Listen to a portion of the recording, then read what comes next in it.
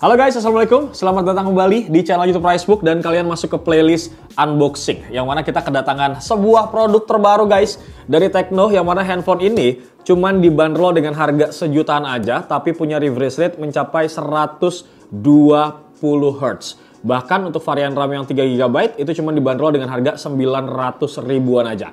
Penasaran sama handphonenya kayak gimana? Langsung aja kita unboxing bro. Kalau kita lihat dari cover depan boxnya, ini sebenarnya ada lapisan karton lagi yang depannya ini ada siapa ya namanya dia? Bumblebee ya, dari Transformer gitu. Tapi kalau misalnya kita buka kayak gini guys, nah ini baru. Enggak sih, udah berubah. Bukan ciri khas Tecno lagi deh. Ini ada beberapa part-part yang beda gitu kardusnya ya dari yang biasanya gitu brother. Biasanya oranye polos sama putih di bawahnya gitu. Ini ada Spark Go One, ada garis-garis warna kuningnya di sebelah sini bro. Gitu. Nah ini apa namanya, kurang lebih sih sama ya seperti kardus-kardus yang lain informasinya. Di sini ada varian RAM dan juga internal storage. Ini RAM-nya 8 GB. 8 GB ini bukan benar-benar 8, tapi 4 plus 4 virtual. Totalnya adalah 8 GB dengan internal storage yang cukup lapang 128 GB. Gitu, bro. Di sebelah sini juga sama ya, tulisan Tecno Spark Go One. Dan di sini ada tulisannya garansi. Seperti yang kita tahu, kalau lini produknya dari Transsion Holding memang biasanya mereka memberikan garansi 12 plus 1 bulan. Gitu bro. Di bagian belakang ada unique selling point dari smartphone ini. Seperti salah satunya yang gue sebutin tadi, refresh rate-nya 120 Hz bro. Dan ini layarnya juga luas banget, 6,67 inci. Kita bongkar aja handphonenya. Nih kurang lebih seperti ini tampilan depannya. Kita pinggirin dulu handphonenya guys, dan kita akan cek paket pembeliannya dapat apa aja. Kartu garansi kayak biasa nih ya, 12 plus 1, kemudian manual book. Ini apa nih? Oh, warranty card juga deh, sama bro.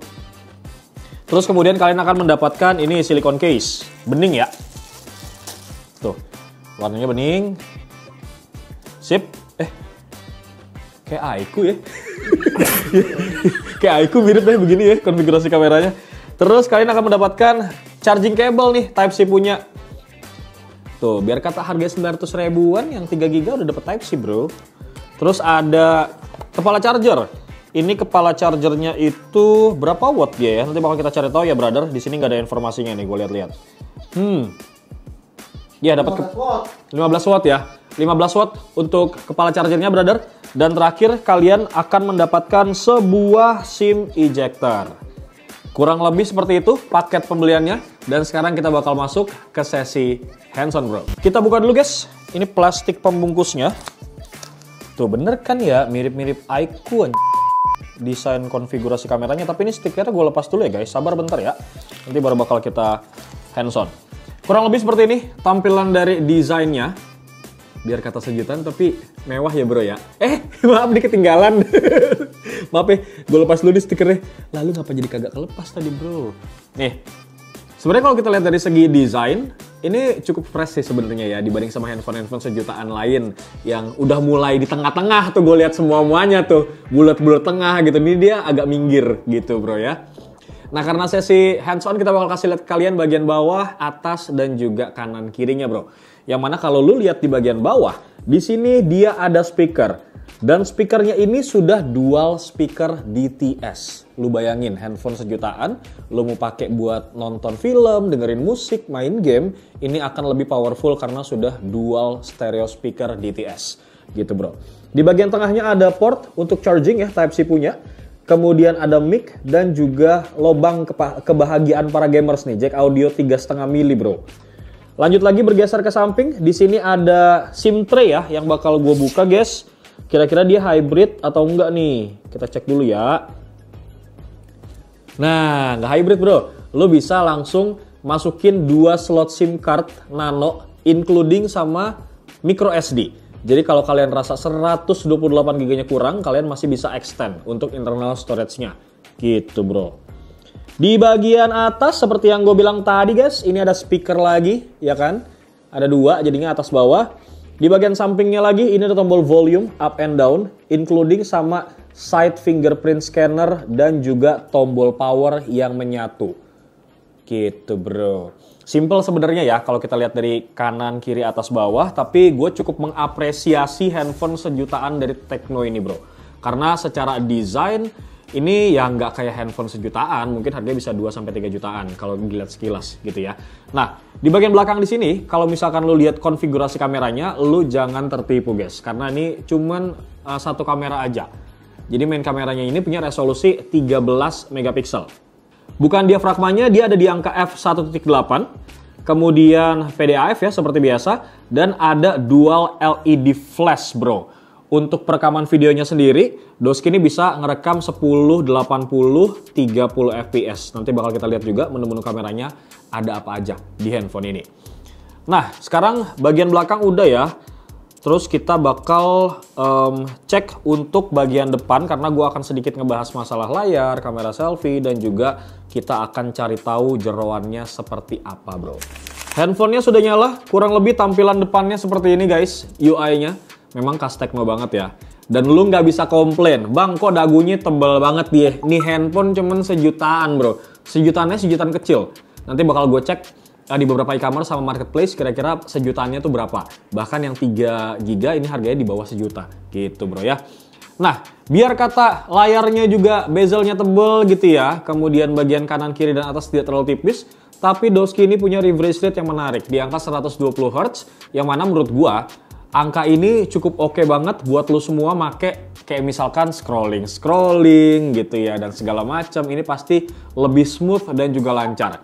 Ingat kalau main game ini juga pastinya akan lebih lancar dengan refresh rate di angka 120 Hz gitu bro. Nah kalau kita lihat secara bentang layar pun ini cukup luas. Doski ini bentang layarnya, weh kenapa lu? Tiba-tiba ada notif. Doski ini bentang layarnya 6,67 inci. Panelnya pakai IPS LCD ya. Dengan resolusi di angka 720 x 1600 pixel, rasionya di angka 20:9 dengan kerapatan PPI density di angka 263 bro. Nah di bagian atas ini guys, ada sebuah kamera selfie ya. Ini kamera selfie-nya nyempil dan gue appreciate banget karena Doski walaupun harganya murah, tapi dia ini udah pakai desain kamera punch hole, bukan water drop yang jadul gitu guys. Nah, untuk kamera selfie-nya sendiri, Doski ini punya resolusi 8 megapiksel ya guys. Ada dual LED flash-nya juga yang nanti bakal kita coba. Jadi kalau misalkan lo pengen selfie dan segala macam, nanti bakal nggak ada nih di sini. Ada nih bener nih, ada nih. Ada di sini tuh. Ntar bakal kita coba ya buat selfie kalau malam-malam. Jadi lebih terang karena ada dual LED flash-nya juga. Gitu bro ya. Ntar bakal kita coba. Dari layar cukup menarik sebenarnya ya untuk range harganya gitu bro. Sekarang kita bakal masuk untuk spill sedikit beberapa jeroan yang dimiliki sama handphone ini. Untuk OS-nya, dia pakai iOS ya guys. Versionnya adalah 14.0.1. Based on-nya Android. Nah, untuk Android-nya sendiri, ini adalah Android 14 Go Edition yang dipakai. Terus kemudian di sini chipsetnya. Chipsetnya pakai Unisoc T615. Kamera selfie-nya seperti yang gue bilang tadi 8 megapiksel, kamera belakangnya 13 megapiksel, ada sama-sama dual LED flash. Kemudian RAM-nya juga udah gue mention tadi 4 plus 4 total 8 GB. Virtualnya 4 ya guys. Internal 128 bisa di-extend pakai micro SD.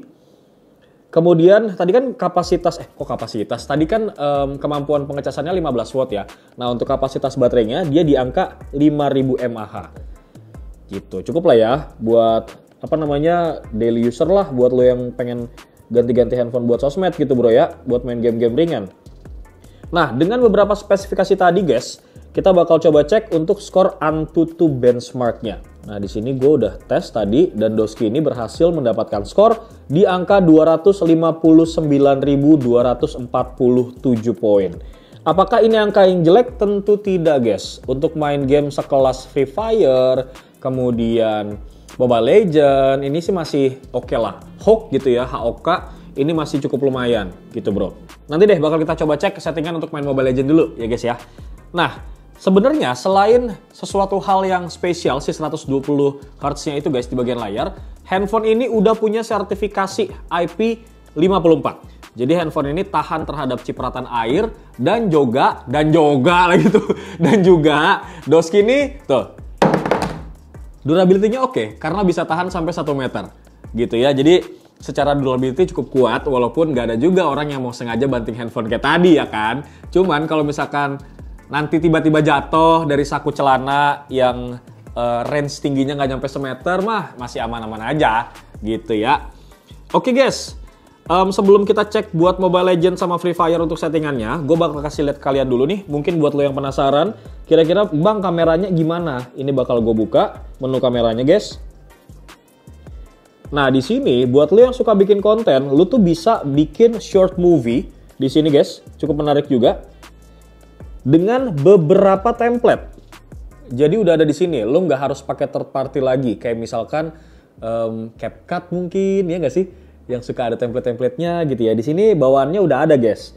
Kemudian untuk videonya seperti yang gue bilang tadi ya, ini resolusinya lo bisa pakai di 1080 30 fps. Tuh. Ada flashnya juga dan ada AI cam. Ada low lightnya juga, bro. Ada mode beauty buat lo yang nggak pede, muka lo lagi jerawatan ya kan, puberitas biasanya tuh. Lo foto pakai handphone ini muka lo jadi bening. Terus ada mode portrait ala-ala bokeh juga, jangan sedih, bro. Kekinian juga nih handphone ya. Dan di more ini, guys, kalian bisa pilih ada time lapse, dual video buat lo yang suka ngevlog, ada super night buat apa namanya, lebih mencerahkan foto di malam hari supaya lebih terang gitu ya. Ada mode panorama, ada IR sticker buat lucu-lucuan, dan ada mode pro yang bisa kalian pakai. Kemudian untuk kamera depannya, guys, ini tadi gue penasaran ya, AI cam nih gue pakai, terus gue bakal gini nih. Mana flashnya? Flash tuh, bro. Lihat ya.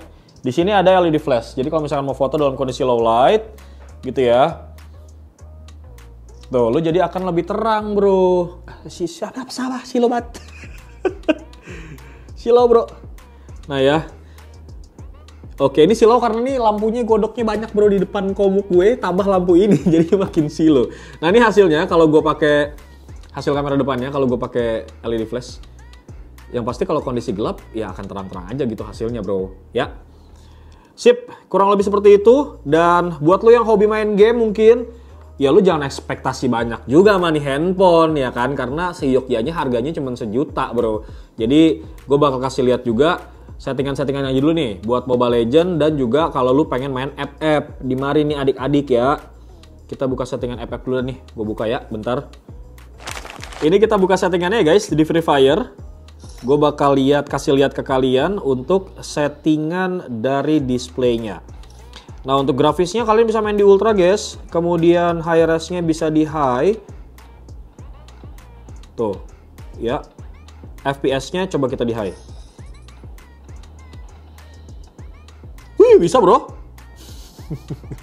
Tuh ya, settingan mentok rata kanan ya, bro.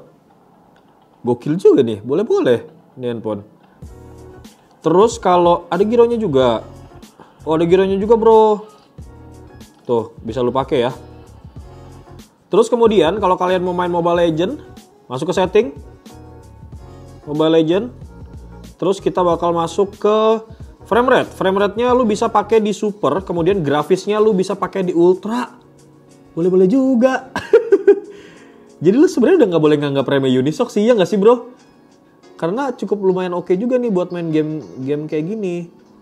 Tuh ya, frame rate-nya di super, grafisnya di ultra. Terus kalau kalian lihat ya, di samping kamera utamanya, di sini kan sebenarnya bukan kamera ya. Dan ini adalah IR blaster. Fungsinya untuk jadi pengganti remote, bro, tapi dia adanya di kamera. Cukup menarik ya.